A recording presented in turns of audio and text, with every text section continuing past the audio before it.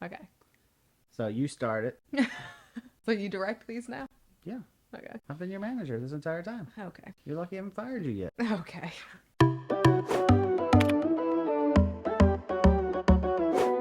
Good morning, Reptilians.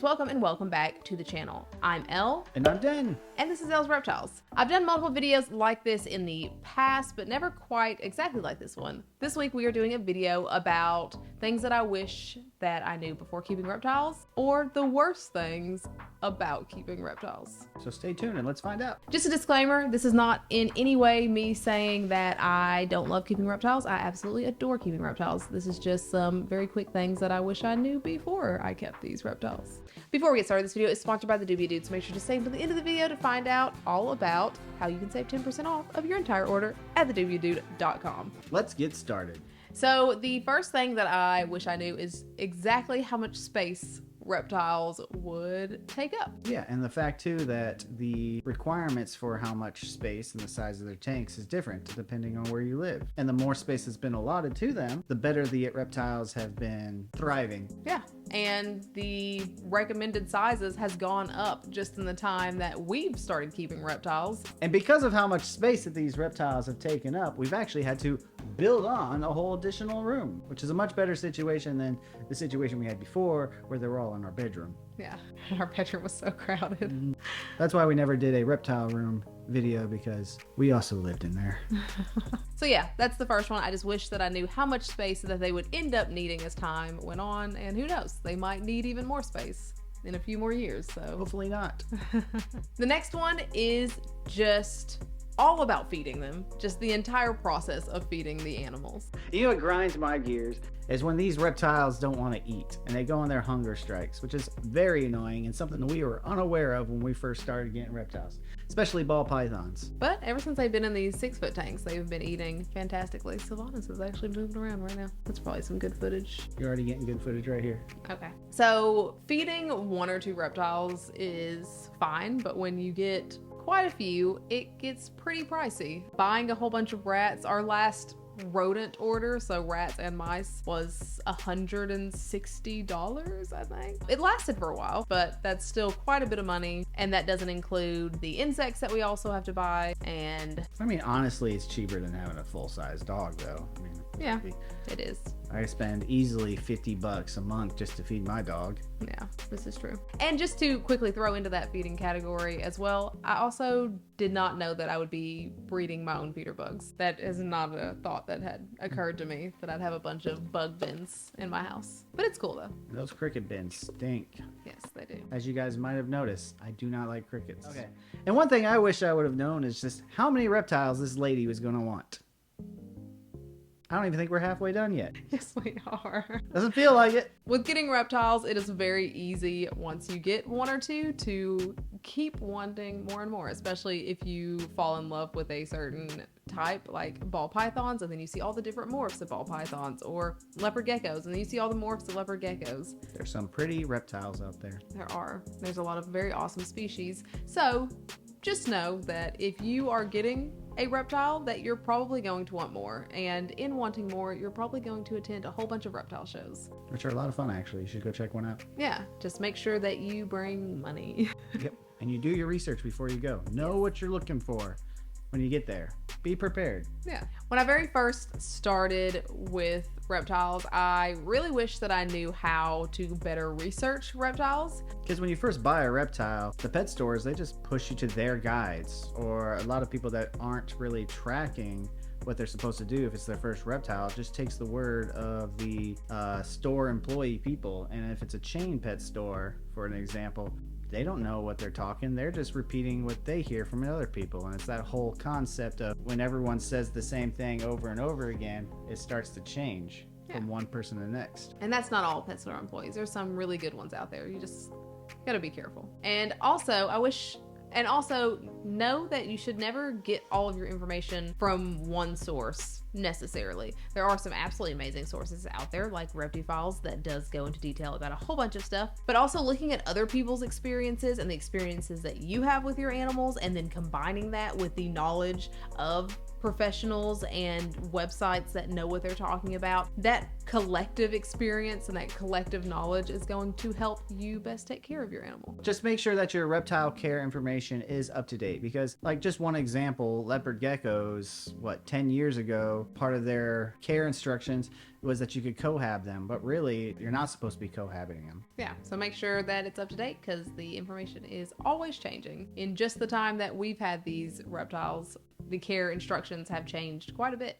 And the last thing that I wish I knew, and probably one of the worst parts of keeping reptiles, is I did not know that there were always so many battles to ban certain reptiles. So make sure you keep up with US ARC, so that way we can get ahead of these problems before they're happening. I never would have thought that they would try to ban something like king snakes, for example, because king snakes are such a common pet. And for a very long time, we wanted a tegu, and that's something that has been banned. I did not know that there was always so many battles in the world of reptiles that people like US ARC are constantly having to keep up with and deal with, and that is definitely very important information to know. So US ARC is something that I didn't know existed until way into keeping reptiles, and they're super important. They basically are an organization that keeps up with the laws to alert people of when certain states or the country or whatever is trying to place certain laws and restrictions on reptiles, and they let us know about it, and then they give you templates to like write to senators or congressmen or Fish and Wildlife Services or whoever needs to be written to at the time. They do a whole bunch of work, and they obviously are not sponsoring this, but they are very important. Fantastic organization that's fighting for your rights. Okay, so I said the last one was the last one, but I was incorrect. As we were going for our daily walk, I realized that driftwood hunting is another part of reptile keeping. I don't think that I'd call it a worst part, but it's definitely not something that I knew I would be doing every time I went out into the wilderness. Once you start setting up tanks, especially if you use wood and things like that in your tanks, everywhere you go, you're just going to be looking for all the best pieces of driftwood. That's what I do every time I go. I hardly ever actually get driftwood, but I just always look at giant, especially fallen trees, that sort of driftwood, and I just think about how amazing those sorts of things would look in a tank, and something else I just didn't expect, so I thought that I would add it to the list. But that is it. That is all that I have for this week's video. So if there's anything that you guys wish to add that you wish you knew before getting reptiles, make sure you add a comment down below. Maybe it'll help someone else find out something that they should know. As I said at the beginning of this video is sponsored by the Doobie Doo. The Doobie Doo is an awesome place to get feeder roaches for your animals. Feeder roaches are my personal favorite feeder to feed to my reptiles because they're just so easy to keep and they're super nutritious. They are very healthy. They're very high in protein. They have a good water content. They're easy to keep for you to keep. You just throw a bunch of vegetable scraps in there and they are happy. They don't smell bad like crickets. They don't make a bunch of noise like crickets. They are just absolutely fantastic and the animals love them. If you do have an order from thedoobiedude.com, make sure to use the code Elle and you can save 10% off of that entire order at thedoobiedude.com. Thank you so much to the Doobie Dude for continuing to sponsor these videos.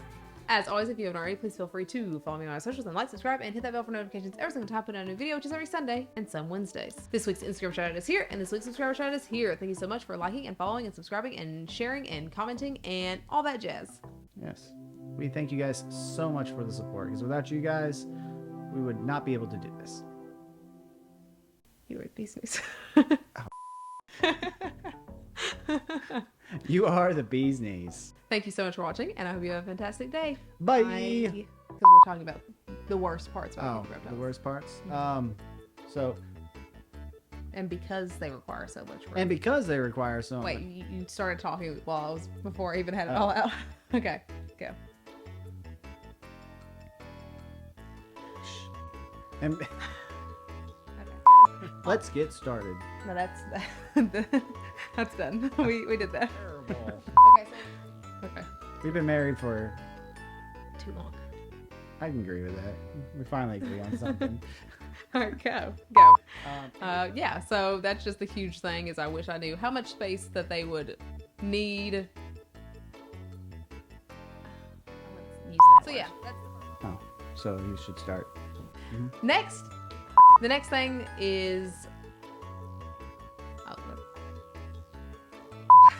Oh, Stop staring at me.